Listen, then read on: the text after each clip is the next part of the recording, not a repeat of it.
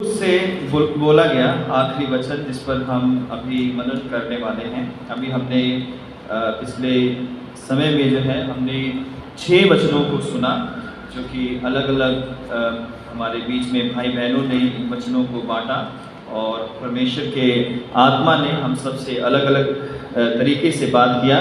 पहला प्रभु यीशु मसीह ने कहा था कि हे पिता, इन्हें क्षमा कर, क्योंकि ये नहीं जानते कि ये क्या करते हैं। दूसरा कहा कि आज ही तू मेरे साथ स्वर्ग लोक में होगा। तीसरा क्या कहा था?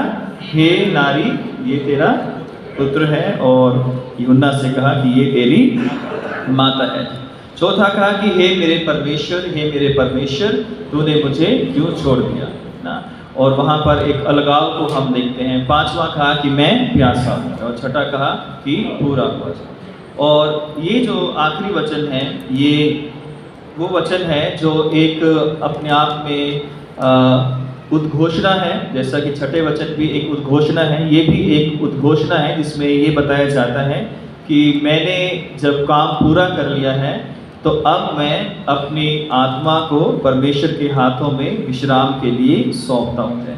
पुराने नियम में जब हम पढ़ते हैं, परमेश्वर ने 6 दिन में काम किया और 7वें दिन परमेश्वर ने क्या किया?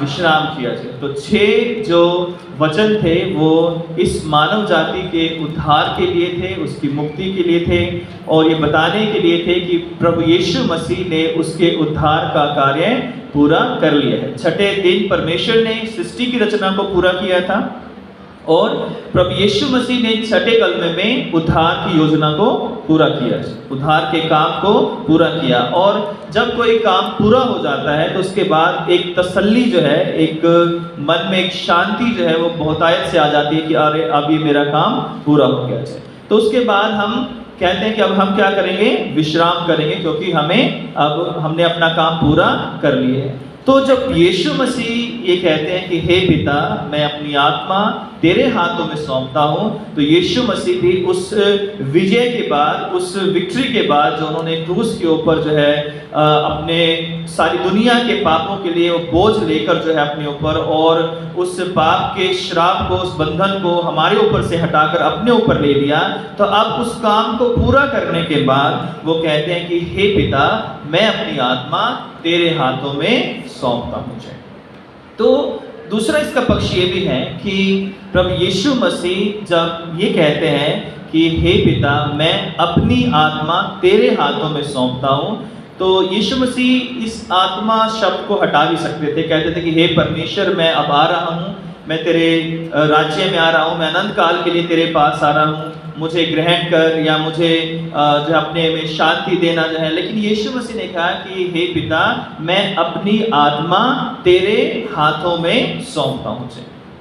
तो यहाँ पर हम देखते हैं लास्ट जो कलमा है, लास्ट जो वचन है कि हे पिता, मैं अपनी आत्मा तेरे हाथों में सौंपता हूँ। यहाँ पर हम देखते हैं कि प्रभु यीशु मसीह एक आत्मा थे जब वो परमेश्वर के साथ स्वर्ग में थे, लेकिन वो आत्मा यीशु मसीह के रूप में निर्धारण करके जो है वो यीशु मसीह का शरीर उसने ले लिया है। और अब वो आत्मा वापस उस परमेश्वर के पास जाने वाली है अनंत काल के लिए। और वो स्वर्ग में 40 दिन के बाद, जब जीतने के बाद वो उठा लिया जाता है, अनंत काल के लिए उस स्वर्ग में वो आत्मा चली जाती है। लेकिन अभी यीशु मसीह कह रहे हैं कि मैं अपनी आत्मा तेरे हाथों में सौंपता हूँ। तो इसका मतलब है कि यीशु मसीह अपनी आत्मा के प्रति बहुत ज़्यादा कंसर्न थे। उनको पता था कि मेरी आत्मा कहाँ से आई है और किसको मुझे अपनी आत्मा को देना है ना, किसको देना है ना। तो यहाँ पर हम देखते हैं कि मेरे और आपके लिए सीख है कि मैं और आप भी इस शरीर में, हमें ये शरीर दिया गया है ना, और ये शरीर हमारा नहीं है। एक दिन ये मिट्टी से बना है और एक दिन ये मिट्टी में मिल जाएगा। तो हमारा जो है ये शरीर तब तक है जब तक हमारी आत्मा इस शरीर के अंदर है। लेकिन एक समय आएगा कि जब ये आत्मा इस शरीर से अलग हो जाएगी और ये शरीर जो है मिट्टी में मिल जाएगी, फिर इसकी कोई पहचान नहीं रहेगी, है ना, कि ये जो है करोड़पति था, ये गरीब था, ये अमीर था। तो जब हम जो है फ्यूनरल करते हैं तो एक वर्ड उसमें यूज किया जाता है कि मिट्टी को मिट्टी, राख को राख और धूल को धूल, जो है ना, खाक को खाक जो है। तो उसके हवाले हम करते हैं। तो हमारी देह पर जो है हमें क्योंकि ये देह जो है नष्ट हो जाएगी, इसलिए इस संसार में रहते हुए हमें अपनी देह को जो हमें 60 साल 70 साल 80 साल दी उसका तो हमें ध्यान रखना है, लेकिन उससे ज़्यादा अपनी आत्मा का हमें ध्यान रखना है। क्योंकि देह का अंत 60 साल 70 साल 80 साल 90 साल है, लेकिन आत्मा का कोई अंत नहीं है ना।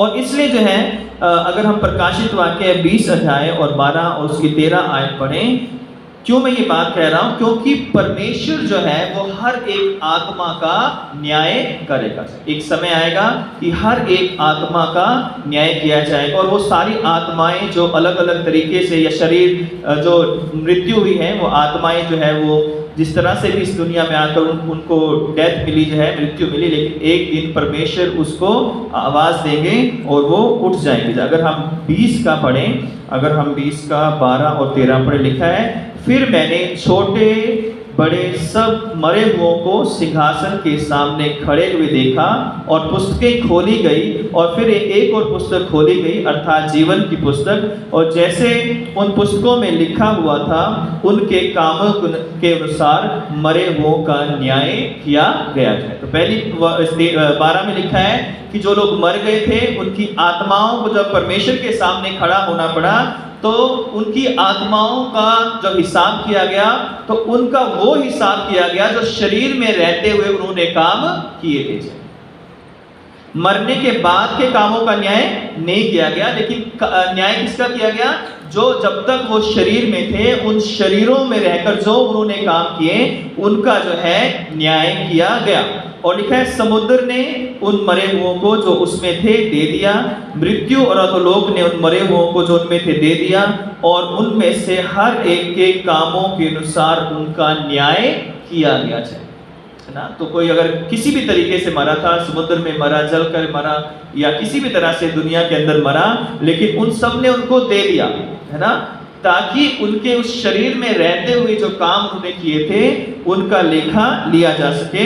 और समुद्र फिर लिखा है, और मृत्यु और अधोलोक भी आग की झील में डाले गए। यह आग की झील तो जो है वो दूसरी मृत्यु है। तो ये जो आग की झील है ये दूसरी मृत्यु है।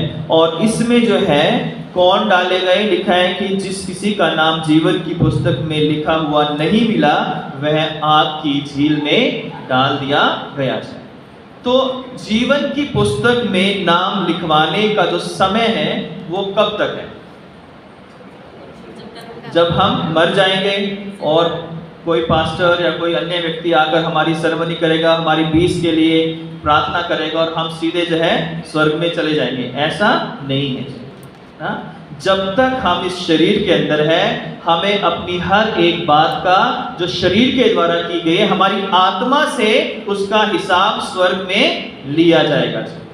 इसलिए हम ये निश्चिंत ना हो कि हम लोग जो है शरीर में कुछ भी करते रहें, कुछ भी कहते रहें, कुछ भी बोलते रहें, पाप करें, विचार करें, झूठ बोले, तरह तरह के गलत काम करें, क्योंकि न्याय तो जो है वो प्रभु के हाथ में है, जो है वो स्वर्ग में डाले या नरक में डाले। कुछ लोग कहते हैं कि स्वर्ग नरक जो है वो पृथ्वी पर ही है, आगे कुछ भी नहीं है। और यहाँ पर वो वचन कह रहा है कि जिनके नाम जीवन की पुस्तक में नहीं लिखे गए हैं, उन लोगों को जो है आग की झील में डाला गया है। तो मुझे और हम सबों को अपनी आत्मा की चिंता क्यों करनी है शरीर में जब तक हम हैं? क्योंकि यीशु मसीह इसलिए आए थे कि हम उस आग की झील से बचाए जाएं। अगर हम मसीह होकर भी उस आग की झील की ही तैयारी कर रहे हैं, तो इससे अच्छा आप मसीह ना हो जाए, इससे अच्छा बपतिस्मा ना लो, इससे अच्छा आप कन्फर्मेशन ना लो, इससे अच्छा चर्च ना हो, इससे अच्छा बाइबल ना पढ़ो। अगर इतना सब जान के भी अगर नरक में जाने की तैयारी कर रहे हैं, अपनी आत्मा की कोई टेंशन या चिंता नहीं है, तो फिर जो है मसीह या ईसाई, क्रिश्चियन, विश्वासी, बिलीवर्स होने का कोई फायदा नहीं है। क्योंकि यीशु मसीह कहते हैं कि हे पिता, मैं अपनी आत्मा तेरे हाथों में सौंपता हूं। तो मैं और आप किसको अपनी आत्मा आज सौंप रहे हैं, ये चीज हमें देखनी। दूसरी बात जो है कि प्रभु यीशु मसीह एक रास्ता बनकर आए, क्रूस पर उन्होंने प्राण दिया ताकि जो उस पर विश्वास करें वो उस अनंत काल के दंड से बच जाएंगे। और इसलिए रोमियो 8 में लिखा है कि अब जो मसीह यीशु में है उन पर दंड की आज्ञा नहीं है, क्योंकि वो शरीर के अनुसार नहीं परंतु आत्मा के अनुसार चलते हैं। कैसे चलते हैं? आत्मा के। तो अब जो मसीह यीशु में है तो वो शरीर में है ना, लेकिन चल कैसे रहे हैं? आत्मा में जाए। और जो व्यक्ति आत्मा में चलेगा वो उस पर दंड की आज्ञा यानी दूसरी मृत्यु या उस आग की जो गंधक है, झील है, जहां का कीड़ा जो है मरता नहीं है, उससे डरने की जरूरत नहीं है। क्यों? क्योंकि वो जीते जी जो है अपनी आत्मा को परमेश्वर के हाथों में सौंप चुका है ना। तीसरी बात हम यहाँ देखते हैं कि हमें अपनी आत्मा की भी जो है ज्यादा चिंता करने की जरूरत है। मरकुस 8:36 जो है अगर हम पढ़ेंगे, मरकुस 8:36, मैं इसलिए कह रहा हूँ क्योंकि मैं और आप जो है, मैं भी मनुष्य हूँ, आप भी मनुष्य हैं और हम दुनियावी मनुष्य हैं, और इस कारण हमारा जो सारा फोकस होता है वो अपनी दुनियावी सुंदरता पर या दुनियावी ज़रूरतों पर होता है, जो मैं कहता हूँ गलत नहीं है। परमेश्वर ने हमें जो है जैसा बनाया है, सुंदर बनाया है, और हम जैसे भी हैं वैसा परमेश्वर हमें ग्रहण करता है। लेकिन उससे ज़्यादा हमें अपनी इस दुनियावी सुंदरता पर घमंड ना करके या अपने धन दौलत पर, अपने पैसे पर घमंड ना करके अपनी आत्मा के विषय में ज़्यादा चिंता करनी है कि मेरे हर एक काम से मेरी आत्मा कहाँ जा रही है ना, या वो परमेश्वर की ओर जा रही है या वो नरक की ओर जा रही है। हम कहेंगे कि नरक स्वर्ग तो यही है जाए, ये आप कह रहे हो जाए ये हम कह सकते हैं कि यही है स्वर्ग नरक है। यहाँ भी है, बुरा करेगा उसको यहाँ भी परमेश्वर दिखाएगा कि तुमने क्या गलत किया, क्या सही किया। लेकिन परमेश्वर कहता है कि मृत्यु के बाद भी एक जीवन है, दो तरह का जीवन है। हम कहते हैं कि स्वर्ग नरक यही है, किसने खुदा को देखा है, किसने स्वर्ग को देखा, ये हम कहते हैं, मनुष्य कहता है ये। लेकिन परमेश्वर ऐसा नहीं कहता था। वो आया ही इसलिए था कि मनुष्य को अनंत दंड से बचाया जा सके। तो किसी को मिल गया है तो 8:36 जो है आप पढ़ दो जो है।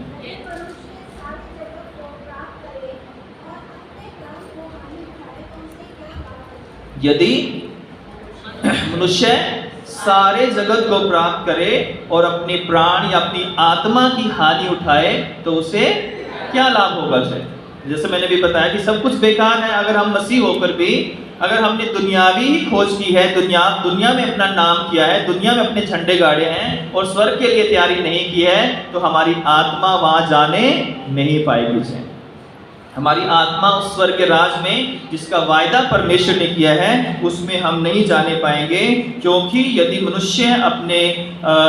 मनुष्य जो है सारे जगत को प्राप्त करे और अपने प्राण या अपनी आत्मा की हानि उठाए तो उसे कोई लाभ नहीं है, कोई फायदा नहीं है इस जीवन में यीशु मसीह को जानने का, कोई फायदा नहीं है बाइबल पढ़ने का, कोई फायदा नहीं है चर्च आने का, कोई फायदा नहीं है अपने घर के ऊपर क्रूस लगाने का, कोई फायदा नहीं है अपने आप को बहुत पुराने या नए या जो है बड़े विश्वासी जो है मसीह जाहिर करने का, यदि हमारी आत्मा परमेश्वर के हाथों में हमने जीवित रहते हुए सौंपी नहीं है। क्योंकि यीशु मसीह के पास तो मौका था कि वो अपनी आत्मा को जाते जाते उन्होंने कहा कि हे पिता मैं अपनी आत्मा तेरे हाथों में सौंपता हूँ। तो ये किस बात की क्या गारंटी है? हमें भी वो मौका मिलेगा और उस दिन ये परमेश्वर हमारी आत्मा को ग्रहण कर ही लेंगे आखिरी टाइम में। ये किसी कोई गारंटी नहीं है। कहेंगे कि इतने साल जो है तुमने मेरा इनकार कर दिया तो शायद जो है, मैं ये नहीं कह रहा कि नहीं करेंगे ना, लेकिन गारंटी कोई नहीं है कि वो करेंगे। और बहुतों को मौका नहीं मिलता कि वो पश्चाताप कर सकें, विश्वास कर सकें अंतिम दिनों में। और अंतिम दिन का हम जरा सा भी वो ना करें कि अंतिम दिन आएंगे, मैं बूढ़ा हो जाऊंगा, खाट पर आ जाऊंगा, फिर मैं दिन रात प्रेयर किया करूंगा, पश्चाताप कर लूंगा, दिन रात मैं आंसू बहाया करूंगा, प्रभु जवानी में जो है सब जो मैंने किया उसको बुढ़ापे में क्या कर दे, माफ कर दे। तो इसलिए जो यीशु मसीह अपनी आत्मा को परमेश्वर के हाथों में सौंपते हैं, क्योंकि परमेश्वर यीशु मसीह जानते थे कि उनकी आत्मा की क्या वैल्यू है, और वो जानते थे कि आत्मा परमेश्वर के हाथों में सुरक्षित है। वो जानते थे कि मेरी आत्मा वहाँ से ही आई है और मैं वहीं उसको जाना है। तो और हमें जो है अपने इस जीवन में ये ध्यान रखना है कि हमारी जो आत्माएं जो है, या तो अगर वो स्वर्ग में नहीं गई तो कहाँ जाएंगी। अगर हम मरकुस 9 पढ़ें तो उसमें लिखा हुआ है, 9 का 43 में लिखा हुआ है, 9:43 में, सॉरी मैं पहले एक दूसरा वचन पढ़ाऊंगा, जो है मत्ती 13 और उसका 49 और 50 है। मत्ती 13 और उसका 49 और 50 वहाँ पर बताया गया है कि जो लोग नरक में डाले जाएंगे उनका कैसी, उनकी आत्मा का हाल क्या होगा। जो लिखा हुआ है मत्ती 13, 49, 50, जगत के अंत में ऐसा होगा कि स्वर्गदूत आकर दुष्टों को धर्मियों से अलग करेंगे, है ना। जो लोग सारी जिंदगी दुष्टता करते रहे उनकी आत्मा अलग की जाएगी, और जो धार्मिकता का जीवन जिया उनकी आत्मा अलग की जाएगी। और उसके बाद लिखा हुआ है कि वहाँ दुष्टों को धर्मियों से अलग करेंगे और उन्हें आग के कुंड में डालेंगे। कहाँ डालेंगे? आग के कुंड में डालेंगे, और वहाँ रोना और दांतों का पीसना होगा। वहाँ पे फेसबुक नहीं होगा, व्हाट्सएप नहीं होगा, है ना, यूट्यूब नहीं होगा, वहाँ पर जो है कोई मार्केट नहीं होगी, ना वहाँ पे सदर होगा, ना कोई वहाँ पर सरोजनी जो है वहाँ होगा, जो कुछ नहीं होगा वहाँ पर है।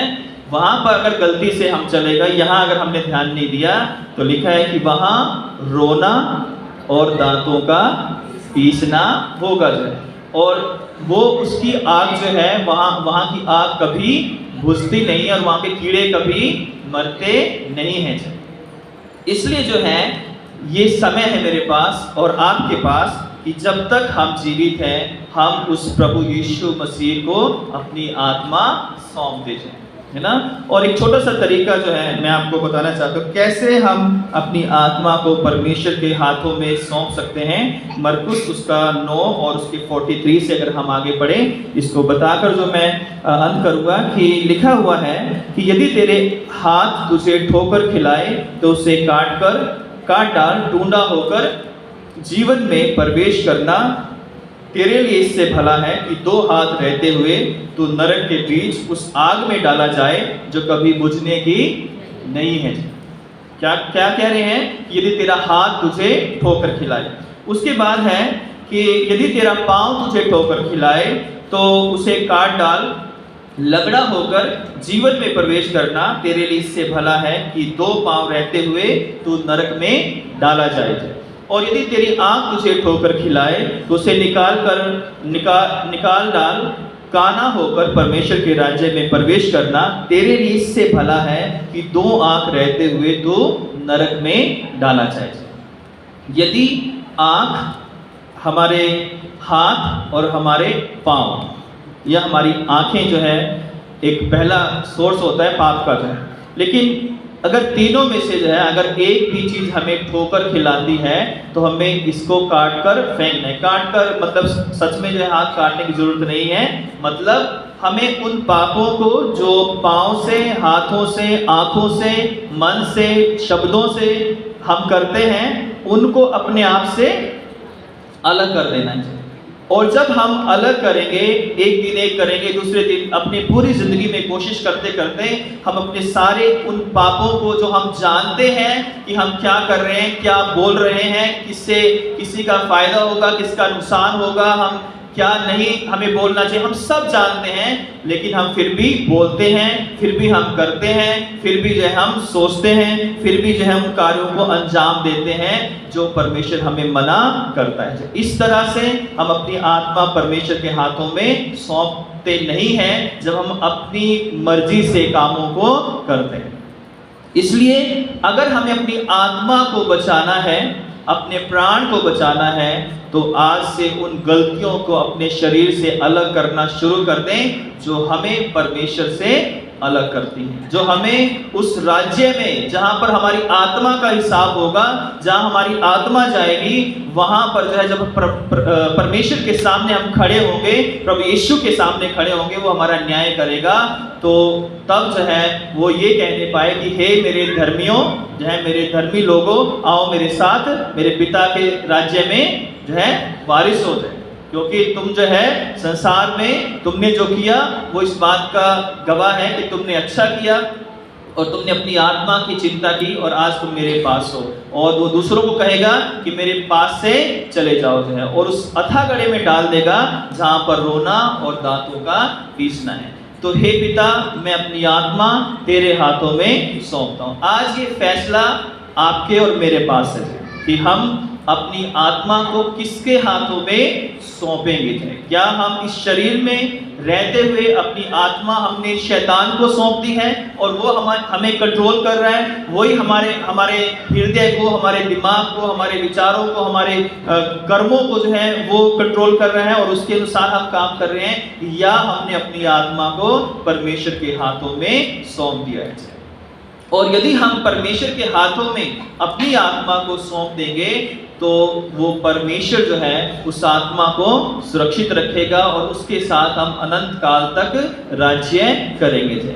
जीवन की पुस्तक में नाम लिखवाने का समय उस दिन तक है जिस दिन तक हमारी सांस चल रही है। जीवन की पुस्तक में मरने के बाद किसी का नाम नहीं लिखा जाता है, उसमें ऐड नहीं किया जा सकता, उसमें से घटाया नहीं जा सकता।